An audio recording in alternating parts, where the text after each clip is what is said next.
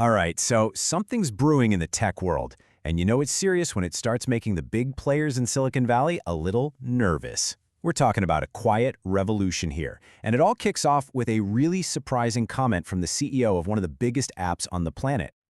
I mean, really think about this for a second. Why would the CEO of WhatsApp, a global giant, right, even bother to talk about some local competitors in India? It sounds like no big deal, but trust me, his comments, they're a massive signal. It's a sign that the very ground they're standing on is starting to shift.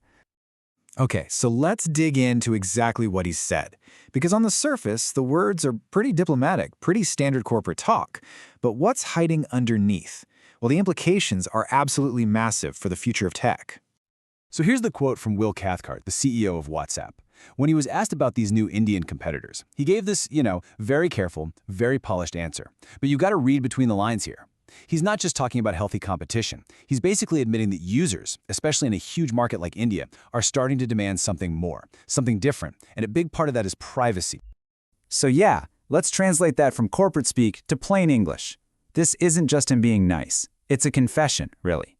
He's acknowledging that there's a powerful new movement out there, and it's gaining some serious traction.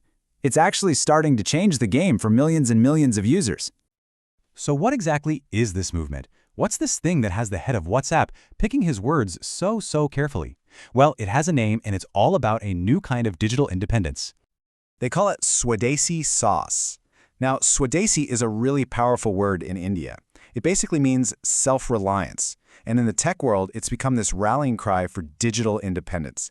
It's like a declaration saying, hey, amazing, world-class software doesn't have to come from Silicon Valley anymore.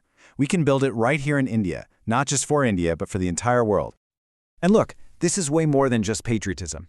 The whole movement is built on these three core pillars, and they are a direct challenge to the typical Silicon Valley playbook.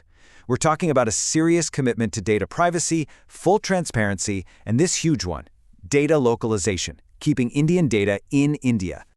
And the company really leading this charge? It's Zoho, and they are not pulling any punches. They've launched a direct challenge to the big guys with two key products. First, you've got Arattai, which is their secure messaging app, a direct competitor to WhatsApp.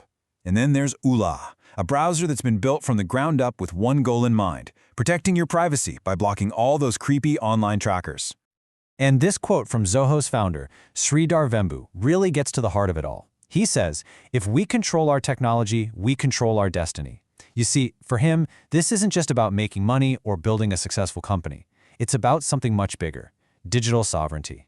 It's this idea that if you want to control your own future, you absolutely have to control your own tech. So, what we have here is a classic David versus Goliath, or maybe a global giant versus a local hero showdown. Let's actually put these platforms side by side and see how this big philosophical difference plays out in the real world, in the apps you'd actually use. Because, and this is the key, the real fight here isn't about who has the coolest new emojis or a slightly better interface. Nope, this is a clash of philosophies. It's a fundamental disagreement about what technology is even for, and more importantly, who it's supposed to serve. And this table, wow, it just lays it all out, crystal clear. Look at these differences. Ownership, Indian versus American. How do they make money? Well, the Swadeshi apps are totally ad-free. But the biggest one, the real game changer, is data storage. With Arattai and Ulaa, your data stays in India. That's not just a feature, it's a non-negotiable part of their mission. So the big idea behind all of this is actually pretty simple, but it's also revolutionary. It's this: technology should serve people, not the other way around. Your trust is the real asset, not your data. It's a total flip of the usual business model, and it's a bold statement that you can be profitable without sacrificing your ethics. Okay, but this isn't just a couple of companies trying to do things differently. This movement has some serious political firepower behind it. We're talking about vocal support coming from the very top levels of the Indian government. Here's Prime Minister Narendra Modi. He's made this idea a huge part of his vision for what he calls a self-reliant India. His point is that India doesn't need to depend on global platforms anymore. He believes the country has the vision and the talent to actually lead the world in tech. Then you have India's Home Minister, Amit Shah, who takes it a step further. He frames this as an issue of national security. For him, Swadeshi tech isn't just an alternative, it's a responsibility. It's about strength, security, and national self-confidence. Owning your own data, in his view, is crucial for being a sovereign nation in the 21st century.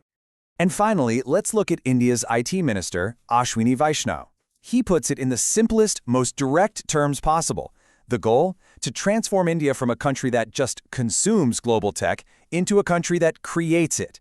So when you get this kind of alignment, this much corporate energy and top-level political backing, you have to step back and ask the big question. Is this the future? What does this mean for the rest of the world? Is this just a local trend in India, or are we watching the start of something much, much bigger? Well, a lot of analysts are looking at this and saying this could be a new global blueprint. They see it as a model for other countries that want digital autonomy. It could be a catalyst that diversifies the software market, which, let's be honest, is dominated by just a handful of giant companies. It could inspire other emerging markets to say, hey, we can build our own local tech too. It's a shift from dominance to partnership. So here's the bottom line. India is building its own digital future. Right now, it's a quiet but incredibly powerful revolution, a fundamental shift away from just consuming technology to actually creating it on their own terms. And it's all built on these core ideas of privacy and self-reliance. And that leaves us with one huge hanging question for the future of the entire internet. Will the world follow?